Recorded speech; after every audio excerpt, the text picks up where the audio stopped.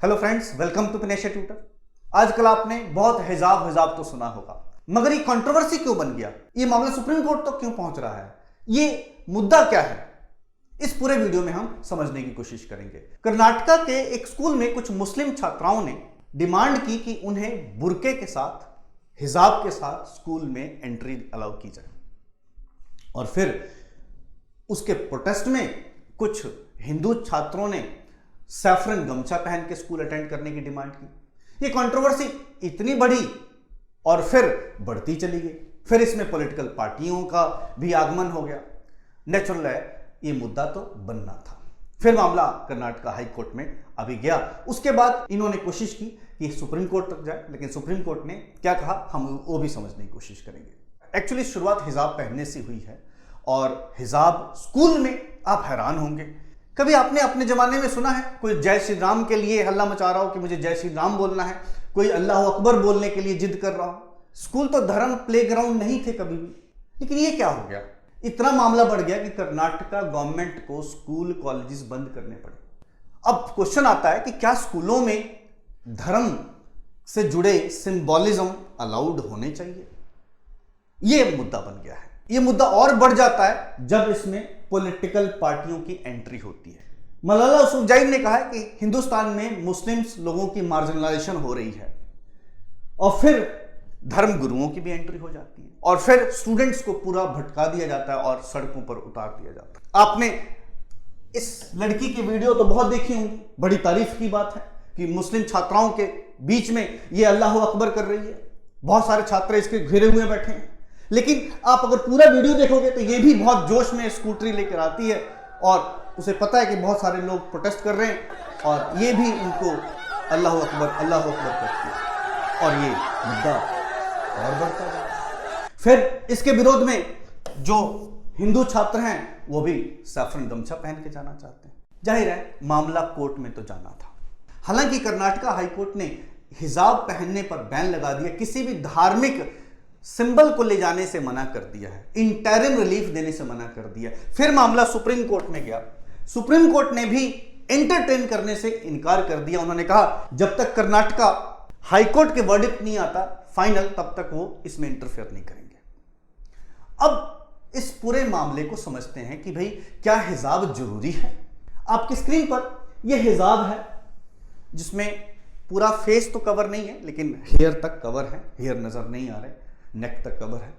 और ये बुर्का है जिसमें आंखें, सब कुछ कवर है। आंखें जो जालीदार पार्ट है उसमें से आप देख पाते हैं, और ये निकाब है। अब सवाल आता है कि क्या इस्लाम में हिजाब नेसेसरी है? हिजाब का मतलब क्या होता है और बुर्के का मतलब क्या है? आप हैरान होंगे, बुर्के को लगभग बहुत सारे देशों ने बैन किया हुआ है। फ्रांस, श्रीलंका, यूरोप के मैक्सिमम देशों ने बैन किया हुआ है। बुर्के की आज हम बात नहीं करेंगे, हम बात करेंगे हिजाब की। क्या इस्लाम में हिजाब अलाउड है? बेसिकली हिजाब केसों को, बालों को, हेयर को कवर करने को कहता है। लेकिन इस पे भी कंट्रोवर्सी है, क्या ये मैंडेटरी है या खुद से अपनी इच्छा से परमात्मा अल्लाह को प्रेम जाहिर करने के लिए कवर किया जाए, उस तक सीमित है या कंपल्सरी है? ये एक डिबेट है। हालांकि वर्ल्ड ओवर जो फीमेल्स हैं अपने बंधनों के खिलाफ फाइट कर रही हैं। अगर आप देखो तो यूरोपियन कंट्रीज में फीमेल जो हैं वो my choice, my body, my right ऐसे नारे लगा रही हैं। क्यों? क्योंकि आपने देखा होगा पीछे फीमेल्स पे अबॉर्शन बैन कर दिया गया। फीमेल्स ने बड़ा प्रोटेस्ट किया हुआ है, और भी कई जो फीमेल्स को दबाने वाले लॉ हैं वो पास हुए हैं। इसी कंट्रोवर्सी के बीच में इंडिया में ये कंट्रोवर्सी खड़ी हो गई।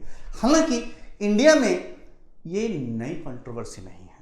अब बात करते हैं कि जो प्रोटेस्ट कर रहे हैं लोग हैं वो कह रहे हैं कॉन्स्टिट्यूशनली हमें अधिकार है हिजाब पहनने का। संविधान क्या कहता है? आर्टिकल 12 to 35 के बीच में under part 3 of our constitution fundamental rights के बारे में जिक्र किया गया है। फंडामेंटल राइट्स वो राइट्स होते हैं, अगर ये वायलेट हो रहे हो तो आप डायरेक्टली सुप्रीम कोर्ट जा सकते हैं। आर्टिकल 26 ये बात कहता है कि सभी लोगों को यहां पर अपने धार्मिक रिलीजियस अफेयर को मैनेज करने की आजादी है।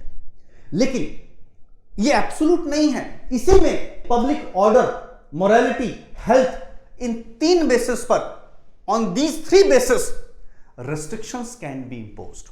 यानी कि अगर किसी धर्म में ऐसी प्रथा है जो कि पब्लिक मोरालिटी, हेल्थ या पब्लिक ऑर्डर पे खतरा बन जाए तो उस पर रेस्ट्रिक्शन लगाई जा सकती है। आर्टिकल 28 में साफ साफ कहता है कि अगर जो school, colleges fully owned by government है, वहां पर किसी भी तरह का धार्मिक अनुष्ठान, धार्मिक सिंबल यूज नहीं किया जा सकता। हाँ, recognised by state, on receiving fund from state, इन दोनों जगह पर धार्मिक सिंबल, धार्मिक अनुष्ठान किया जा सकता है, बट स्टूडेंट को उसमें शामिल होने पर फोर्स नहीं किया जा सकता। फिर फोर्स कहीं भी नहीं किया सकता, नहीं। अगर रिलीजियस या चैरिटेबल इंस्टीट्यूशन जो कि प्राइवेटली रन हो, अगर वो उनके स्कूल हैं, उनके संस्थान हैं, वहां पर स्टूडेंट को फोर्स किया जा सकता है। This is all about your constitution. आपके देश में जो टॉलरेंस है सिंस एंशिएंट टाइम से प्रैक्टिस हो रहा है। अगर आप देखो तो ड्यूरिंग वैदिक काल में ही सनातन धर्म के साथ साथ जैनिज्म, बुद्धिज्म भी डेवलप हुआ, और उसी समय से जो टॉलरेंस की भावना थी लोगों में है। जब इस्लाम आया, अंग्रेज आए, तो उस समय भी टॉलरेंस की भावना ज्यादा है लोगों में कि भाई लोगों का मानना है कि सभी धर्म जो है एक ही परमात्मा की तरफ लेके जाता है। लेकिन यूरोपियन कंट्रीज में जहां से वर्ल्ड सेकुलरिज्म निकल के आया है, ये टॉलरेंस, सेकुलरिज्म मॉडर्न कॉन्सेप्ट है। स्टेट के कामों में जो चर्च था बहुत हद तक इंटरफेयर करता था, इसीलिए एक मुहिम चली कि स्टेट जो है अपना काम करे, चर्च अपना काम करे। इसी को कहते हैं सेकुलरिज्म। सेकुलरिज्म के 2 कॉन्सेप्ट होते हैं, एक पॉजिटिव और एक नेगेटिव। पॉजिटिव सेकुलरिज्म में स्टेट सभी धर्मों को प्रमोट करता है, सभी धर्मों के प्रति न्यूट्रल रहता है। नेगेटिव सेकुलरिज्म में स्टेट का धर्म के साथ कोई लेना देना नहीं, स्टेट अपना काम करता है, चर्च अपना काम करती है। यह सेकुलरिज्म है। हमारे देश में यूरोप की तरह चर्च और स्टेट अलग अलग तो हैं, लेकिन सेपरेट नहीं है। यहां पर स्टेट सबकी मदद करता है। आपने देखा होगा दिल्ली अरविंद केजरीवाल की सरकार ने जो रामायण, राम से जुड़े एरियाज हैं उस पर ट्रेन चलाने के लिए फंडिंग करने की बात की, स्कीम बनाने की बात की। यानी कि स्टेट धर्मों को प्रोटेक्ट कर सकता है, प्रमोट कर सकता है। प्लस आपने देखा होगा कि जो लोग हज जाते हैं, हज सब्सिडी दी जाती है। अब बात करते हैं कि ठीक है सेकुलरिज्म है आपके देश में, लेकिन हमें कौन सा सेकुलरिज्म चाहिए? फ्रांस वाला सेकुलरिज्म चाहिए कि इंडियन सेकुलरिज्म चाहिए? फ्रांस में जो किसी भी तरह का धार्मिक चीज पहनकर आप नहीं जा सकते, आप किसी भी तरह का धार्मिक सिंबल पहन के नहीं जा सकते, या इंडियन सेकुलरिज्म चाहिए जिसमें आप सभी धर्म प्रैक्टिस कर सकते हैं, जो भी सिंबल है पहन के जा सकते हैं, लेकिन स्कूल की कुछ मर्यादा है, स्कूल में इसे अवॉइड करना चाहिए। स्कूल के कुछ अपने रूल्स होते हैं, स्कूल के अपने नियम्स होते हैं। अब इसी बात पे खड़ा हो जाता है सवाल कि क्या हिजाब और बुर्का या बाकी धार्मिक जो सिंबल्स हैं वो तो हमारा अपना अधिकार होना चाहिए, हम उसको जैसे मर्जी यूज करें। अब यहां बात आ जाती है कि सपोज करो आप बुर्का, ठीक है, आप अपने हिसाब से पहन सकते हैं, हिजाब अपने हिसाब से पहन सकते हैं, आपकी आजादी है, फीमेल्स की आजादी है।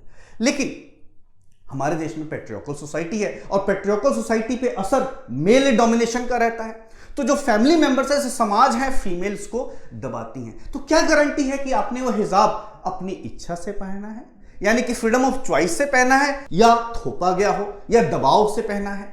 यहां मुद्दा आ जाता है। यानी कि कोई लाइन नहीं है, कोई लकीर नहीं है, कोई लक्ष्मण रेखा नहीं है कि जिसके बाद कहा जाए कि ये जी फोर्स किया गया है और ये अपनी इच्छा से पहना गया है। हालांकि बहुत अच्छी डिबेट है, डिबेट होनी चाहिए, लोग पार्टिसिपेट करें कि भाई हमारे देश में हिजाब या घूंघट कितना वैलिड है। अगर वुमेन एम्पावरमेंट में बात करो तो फीमेल्स को सोशली, इकोनॉमिकली, पॉलिटिकली एम्पावर करना जरूरी है, उसे राइट टू चॉइस देना जरूरी है कि वो अबॉर्शन करवाना चाहती है, किससे निकाह करना चाहती है, किससे शादी करना चाहती है, क्या वो बुर्का पहनना चाहती है, नहीं पहनना चाहती, या वो कैसे कपड़े पहने, वो उसकी आजादी होनी चाहिए। लेकिन अगर टॉन्टिंग वे में कोई कहेगा तो नेचुरली इरिटेशन तो होती है। तो इसीलिए आर्गुमेंट यही है कि भाई बुर्का हिजाब तो नेचुरली है, एक ऑपरेशन का जो है सिंबल है, फिर भी टॉन्ट करके आप जबरदस्ती करके हिजाब बुर्के को हटवा नहीं सकते। सरकारों को, कोर्ट को जल्दी ही इसमें इंटरफेयर करना चाहिए और स्कूल को एक तरह का गढ़ नहीं बनने देना चाहिए इस पॉलिटिक्स का। स्कूल एक संस्था बना रहे पढ़ाई का, एजुकेशन का, डेवलपमेंट का, और यहां पे पॉलिटिक्स एंट्री ना करे, इस बात को इंश्योर करना होगा। आपके व्यूज हिजाब पर क्या हैं, आप कमेंट सेक्शन में कमेंट कर सकते हैं, और क्या आपके व्यूज इस वीडियो के बाद चेंज हुए वो भी कमेंट कर सकते हैं। टिल देन थैंक यू, और मिलेंगे नेक्स्ट वीडियो में नेक्स्ट इशू के साथ।